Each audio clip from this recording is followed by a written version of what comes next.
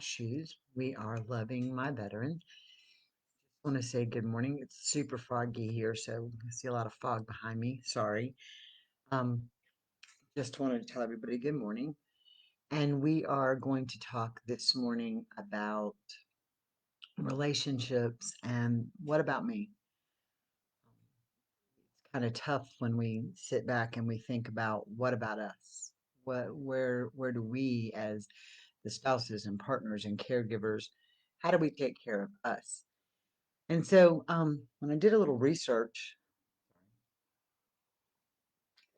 I found that the number of family members that are committing suicide is increasing based on if your partner or family member has attempted suicide.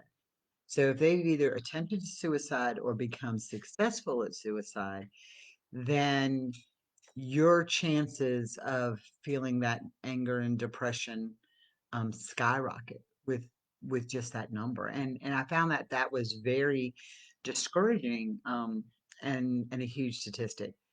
When we start to say, how do we help? How do we take care of?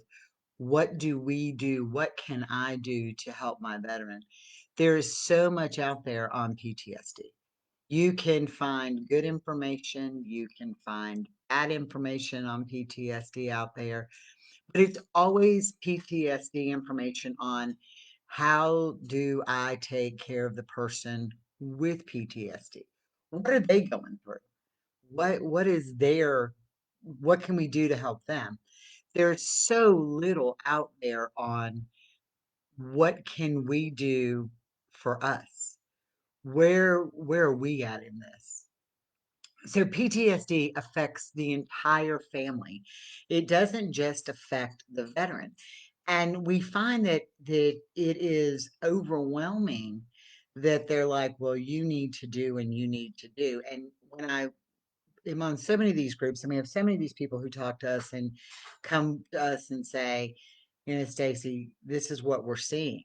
This is what is going on here. Let's just be honest and let's just be in each other's shoes because that's what we're about here. It is not easy. It is not easy being that spouse, that partner, that caregiver, that family member. It takes a toll on us, a huge toll on us. And there are things that when you read the research, it's like, well, you don't need to do this and you don't need to do that. But let's be real. We're dealing with mood swings that happen at the drop of a hat sometimes. How do you be normal when things are great one minute and the next minute they're in a mood and they have an attitude and they're in a space. Good morning. They're in a space. How do you live with that constant flipping on and off? That takes a toll on you. The anger. We don't need to live in an angry environment. We don't want to live in an angry environment. But the reality is, when you live with somebody with PTSD, there are moments that there are anger on their part, and that creates anger on our part. So what about us? What about us and how we fit into this whole mix? Then they distance themselves from us. We're there, we're their support structure. When you talk about relationships, we're going to go through this together. Well, how in the hell are you going through it together when they don't talk to you, when they shut off, and when they distance themselves from you?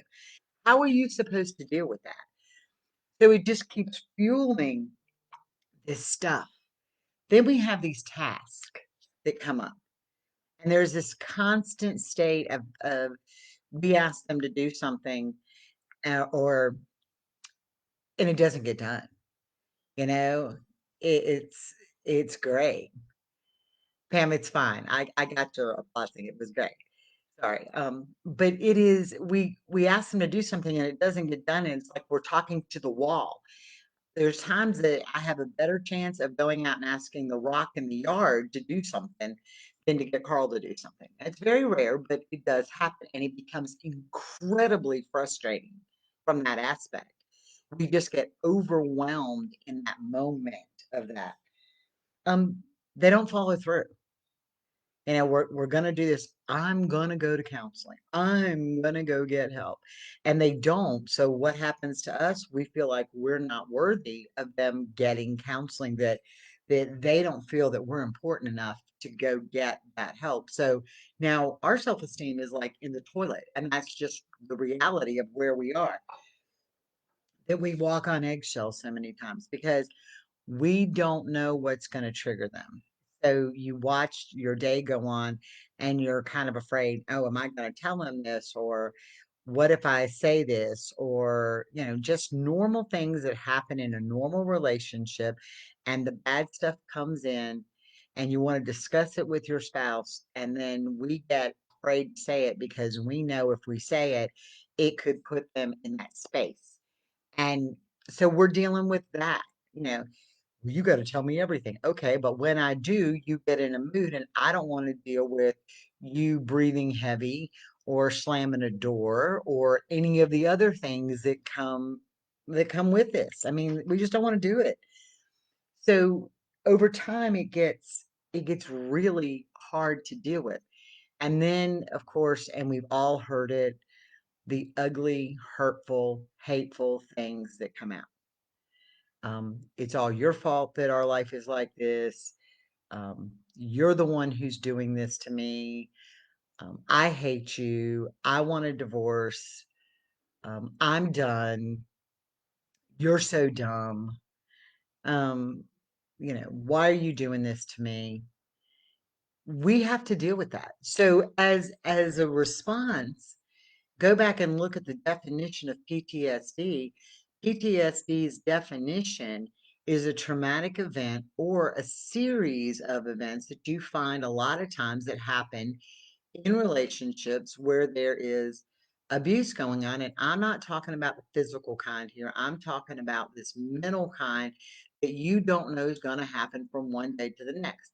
So, what happens to us? We get angry, we get enraged, we get depressed, we feel like we're not good enough. We have all of these things that happen to us, and then when we do what the books say and what everybody tells us to do, and we start researching PTSD, it's all about how to fix them. Okay, what about me? Where do I fit into this equation? How am I going to get me better? Because if both of you are in a space and both of you are going through this, you're never going to get to that place where you can move forward. And I know that sounds, we're probably all like, oh my gosh, somebody's honest. How are we going to get through that? When you go to, I don't care where you go for support, they're like, well, you need to do this for your veteran. Oh, you do. But what about you? How are you going to overcome these things? The absolute first thing you absolutely positively have to understand is you cannot take it personally. Is that the hardest thing you're ever going to understand or accept? Absolutely. You cannot take this personally. Well, that's easier said than done. And it's in all the written literature. And you're like, well, how the heck are you not supposed to take it personally when you're the one who lives it every single day? How do you not take that personally? You're the one who's there. You're the one who's offering support. You're the one who's doing all the stuff. You're the one who's loving them at their worst. You're the one who's afraid to say stuff. You're the one who picks up the pieces, literally. You're the one who does that. When they get angry and a picture frame gets thrown, you're the one cleaning up the broken picture frame. They're not. So when you think about it from that aspect, how are you not supposed to take it personally? You got to remember, and it's thick skin, and there's only so much thick skin we can have, but it is not them. And what I have found when I start talking to people is, especially people who've been in a relationship with somebody with PTSD for a long time, is they've allowed this behavior, or they haven't had the skills. I won't say allow the behavior. They haven't had the skills because nobody puts it out there. They haven't had the skills with which to deal with it. So PTSD controls everything, and everything is around it, and it has let everything spiral out of control. So how do you, after 2 years, 3 years, 4 years, 5 years, 10 years down the road, how do you bring that back, that balance back, and say, this is not going to work any longer? Because we all know that a sudden change to their aspect, a sudden change to that will totally put them off the edge. So how do you get that? It is, in the words of Carl, baby steps. It is little steps that go through this. And self-preservation is got to be our number one thought. Is doing this going to help me preserve who I am? And is it going to require change on your part? Absolutely. Will it elicit change on their part? Absolutely. And that will make the whole thing come together. It is about self-preservation. We cannot sit here and look at the numbers, and they are not even looking at these numbers. The new study started in 2019, was done through the University of Kentucky, is looking at military spouses' suicide rates. They're still not looking at veterans' spouses' suicide rates who are suffering from PTSD. So what they found was is that military spouses are less than the national average of suicide than the general population. Well, that's because in that circumstance, in that situation, a lot of times their husbands are deployed. And so they are the ones that are taking care of the kids in the home front and whatever. And they realize that suicide isn't the way out, because if they would kill themselves, who's going to take care of the children right now? So that kind of strength is there. But they're just starting to look at what happens to the spouses and partners and loved ones and family of the person who commits suicide or has PTSD that we deal with on a daily basis. And those numbers, when they start to come out, are going to be staggering. The depression, the anxiety, the stuff that happens to us, that's all going to come out, and it's going to be staggering. So we are the only people who can start to fix it. There is not the information out there for us.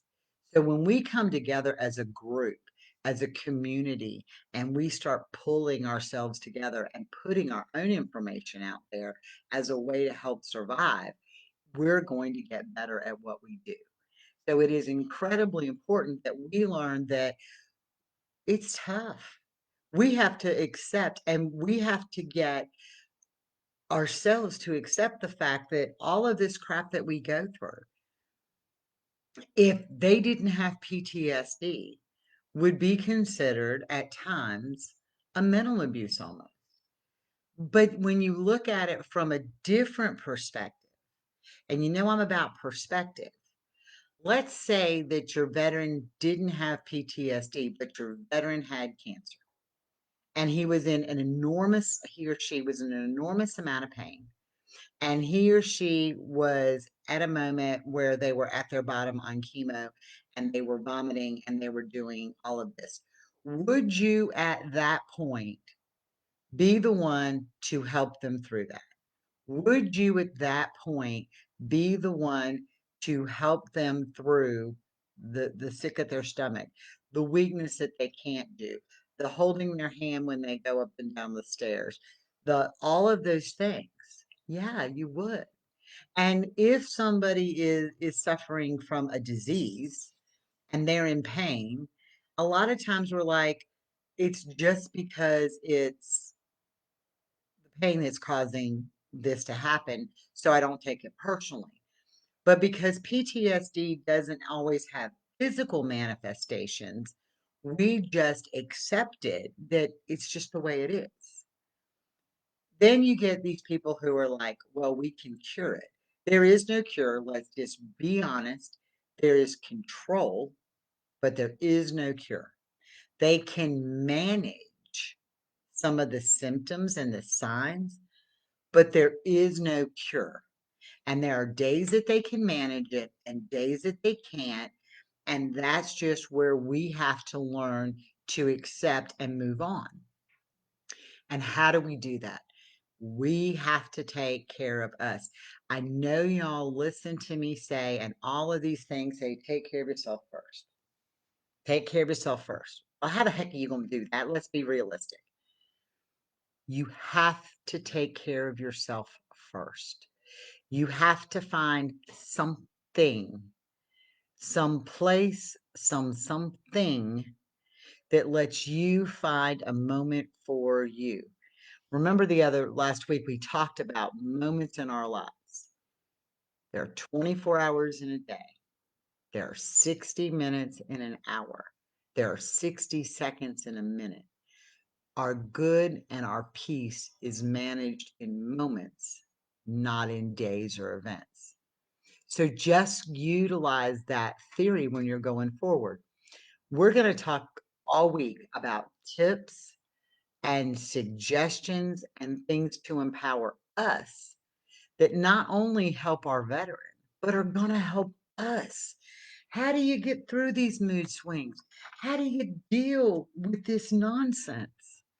How do you deal with the emotional stuff that you deal with, not only on a daily basis, moment to moment?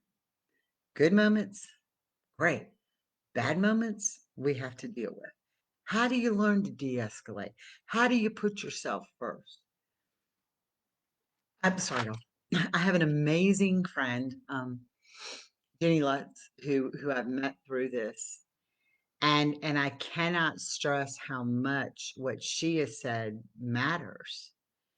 Um, when you want to talk about the effects of how this all plays out for us, her son Johnny came home, suffered horrible PTSD and depression.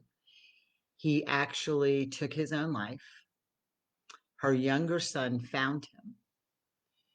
So she had this horrible loss with her son and the guilt that she felt for not getting, not noticing, the anger that she felt towards the VA who gave him medicine and not treatment.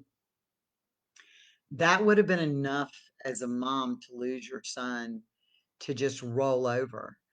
So what happened as a result of that, she ended up in a horrible state of depression, to the point that she had a plan to take her own life because she had been through this depression.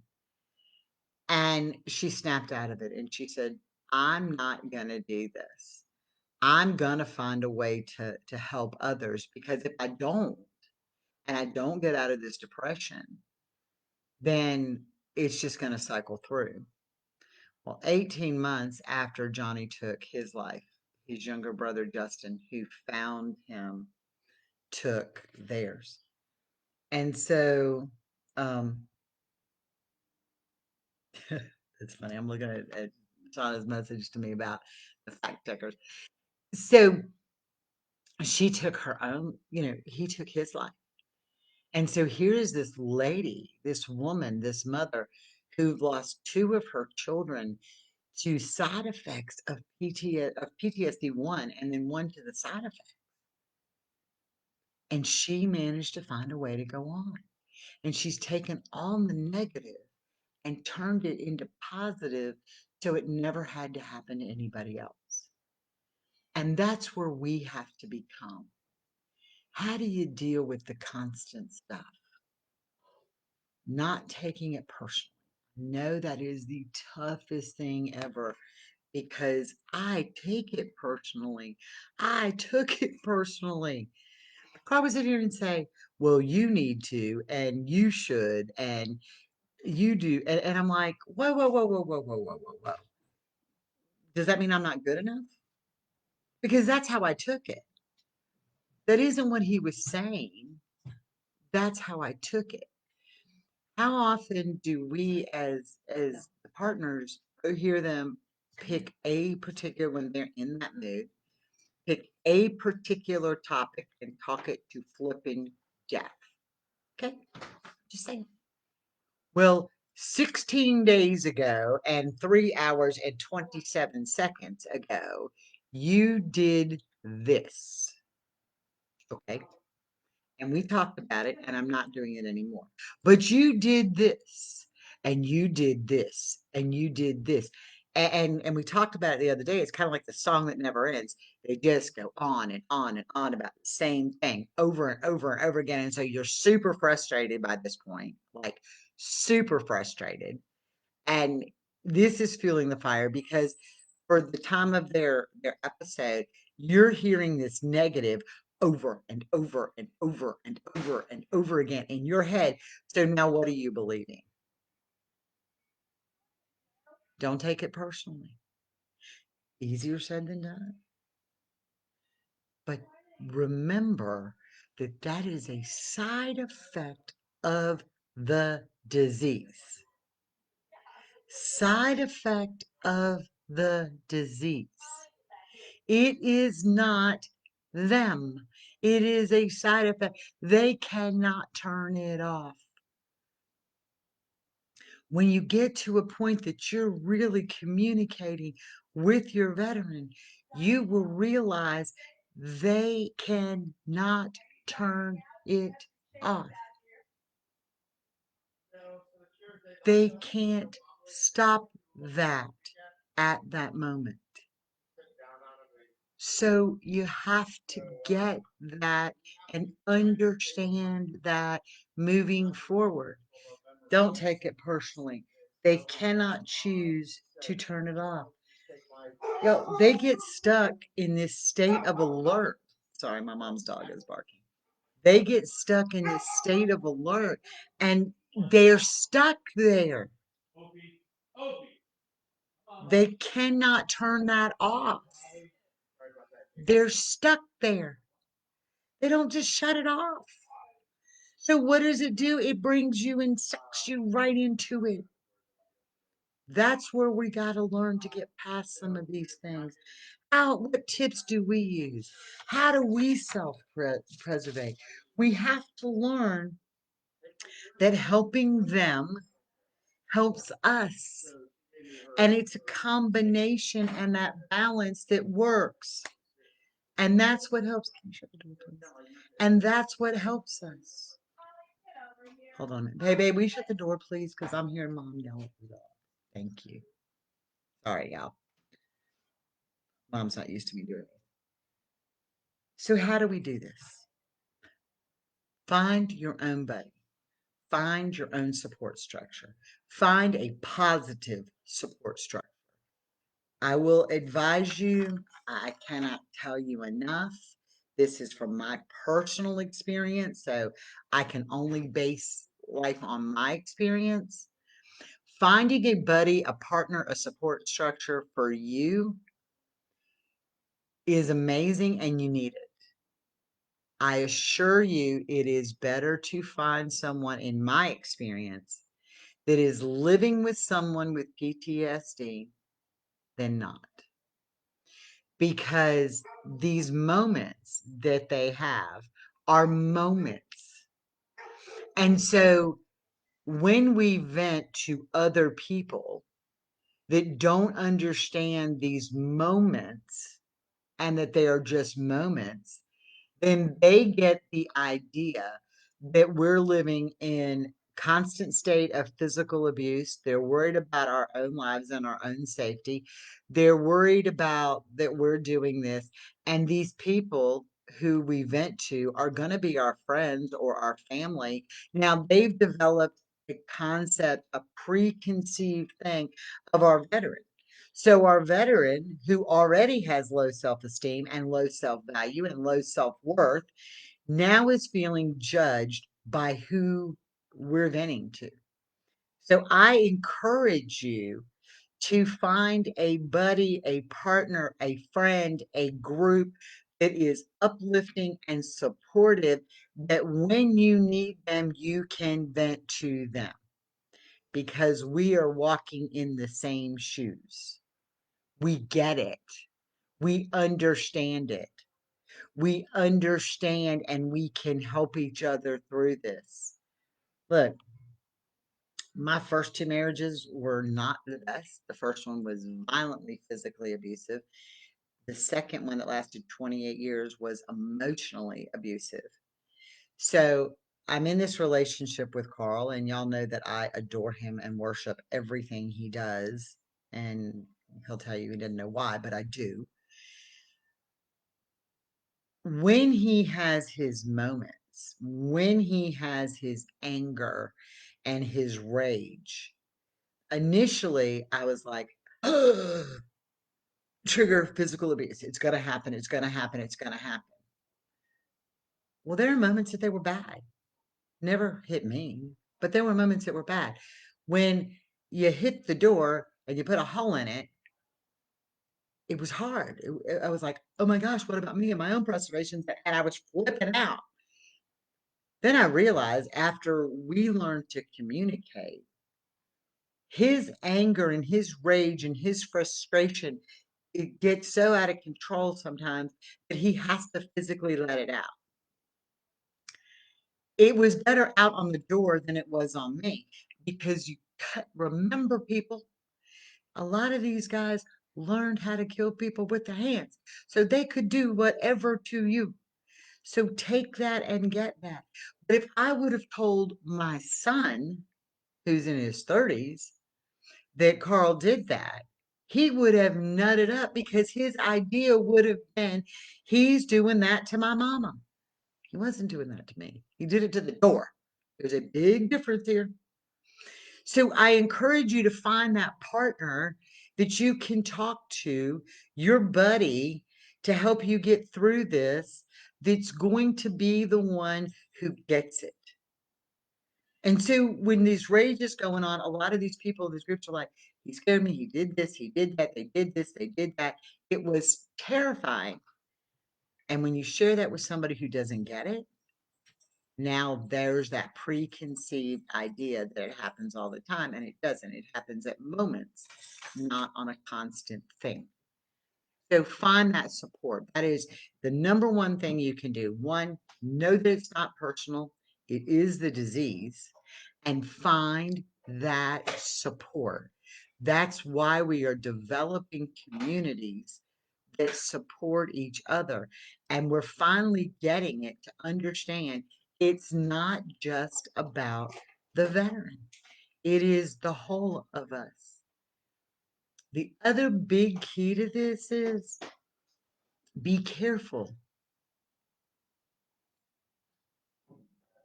And I'm not telling you what to do, but be careful because when you find support in people who are negative, negative breeds negativity.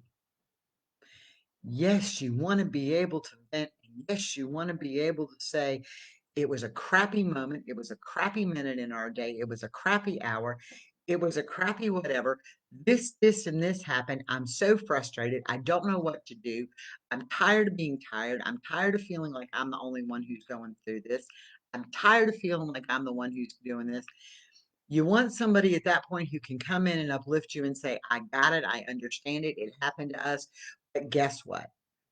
We worked through it, and this is what we did, and this is what somebody else did, and still love them and still go through it and remind you that it is the illness. But when you get out here and your support becomes, leave him, get away, it's violent, it's angry. Now, I'm not talking about physical abuse. You got physical abuse going on, get out, find someplace safe. I'm a huge advocate of that. But what I'm telling you is, don't buy into all the negative. All that negative does is just bring you down. We are uplifting each other. So I encourage you to find that. I encourage you to find that strength. You guys are so strong. And the thing that amazes me is you wouldn't be here. You wouldn't be listening or watching or doing if you didn't have the first chord to the entire key of this. You love your veteran. That's the first key. That's the first success in this. You love your veteran. So now we're going to work together to find ways to show them our love and support and protect ourselves along the way. That's what it's about. It's about that protection of ourselves and of our relationship and of our children, and to move forward and break the stereotypes and find the help that needs to be out here. Because without a voice, we're never going to get it. So again, I cannot thank you enough for being here. We're going to really talk about tomorrow, start delving into tip by tip, things that they go through and things that we can do to protect ourselves and to empower ourselves as we work together on these solutions, and how we can make this work together. Um, I know we're running a little late, so let me just tell you, y'all, huge support out there. We are here. Join the group. You can click on our Facebook page and join the group. Uplifting, positive reinforcement. We're always here for you. Don't forget Thursday nights at 7 p.m. Eastern time. Um, yeah, all right, Leah, I'll answer your question real quick. But what happens when they have made it very clear that they do not want you to be there for them and to help them anymore? That is self-preservation, and that is they don't want to hurt you. And I know that sounds terrible, but you have to remember how hurt they are. Um, and I know it sucks, and it sucks for you and for us because we're the ones who've been there time after time after time after time after time, and they push us out, right? And they're like, I don't want you here anymore. But they love you. And when that relationship started on love, they love you. So PTSD does some horrible things to people. It tears their self-esteem down to no end. And when they see this rage happening and they see the moments and they see you in tears and they see that they can't add up and they feel all of those things, a lot of times when they make it clear to you that they don't want you to be there for them and help them anymore, a lot of times that's because they love you and they know that they're hurting you and they push you out because they feel like that one moment out that you'll get out, you'll move on, and they're going to be okay. Um, Alex has said I could share her story. Alex had something very similar to this happen when her veteran actually was getting out because of PTSD. And they had all these great plans and they had all this great future. And he went home to his home, and she had taken a job that he told her to take. And all of a sudden, it was, I don't want you in my life. And he pushed and pushed and pushed her away. Um, I'm reading your things too. I'm sorry, I'm reading as I'm doing this. So yeah. Um, he does love, and a lot of times, um, Leah, when they do this, it's pushing you away. He said he didn't love you anymore, and he was so unhappy here with your daughter. And now he says he's never told us he was not coming back home, but he did. He's pushing you away to protect you. I'm telling you, I know that sounds terrible, and I know that sounds as a thing, but as you watch this week, Leah, you will find there is so much more than going on than what you think. And what we can do, maybe if you need me, send me a message. We can Zoom if you need to. We can talk one on one if you need to, baby. But we're all here for you. And sometimes space and letting them know that you're here and you're not going anywhere, which is the toughest thing we can do when we're going through all this. There are days that you just want to say, freaking done. I'm checking out. I'm done with you talking to me this way. I'm done with you treating me this way. I'm freaking done. And we feel that way. Biggest thing mistake we make is when we do that. 19 years, wow, baby. Just like I am so here. So just I know you're gonna worry about him every day. And I'm gonna tell you, sometimes that filing for divorce thing, this world right now is tough. And we're seeing those numbers are going up astronomically, babe. Astronomically. So it is very ugly in the way those numbers are going up. And I think a lot of that has to do with the world's events. Because they just feel like they can't protect. So again, Leah, message me in just a minute when I get off of here and we can message or talk or whatever you need to do, babe. And we will help you through this. Can't guarantee we're going to help him come home, but we're going to help you not struggle so much internally because that's what we do. Um, Self-preservation, babe. And I understand completely, get it. So I know this been a little long today. So the rest of this week is going to be all about helping and our coping, how the two combine, and what is really out there for us. There will be all kinds of files coming onto the group, and they will be, baby, I'm so sorry. There will be all kinds of files coming onto the group and all kinds of more support. Again, please subscribe to our YouTube channel. I will get these on YouTube. It's been a long week last week, so there's a lot that still has to go to YouTube. Facebook page, obviously, our website, lovingmyveteran.com. You can follow the blogs there, walking in my shoes, and there's so much more to come. We are so excited about where we're going. We are going to be working diligently on creating peer-to-peer support groups and get with some of these other amazing groups, and we're going to create peer-to-peer support groups for families. So big shout out to our friends at Behind the Service. Shauna's been amazing, and they're always here with us, and they're always supporting us and backing us. And they are so like minded, where it's about the community, and that's what we want. And they also have Behind the Service podcast is their group. Please join them as well.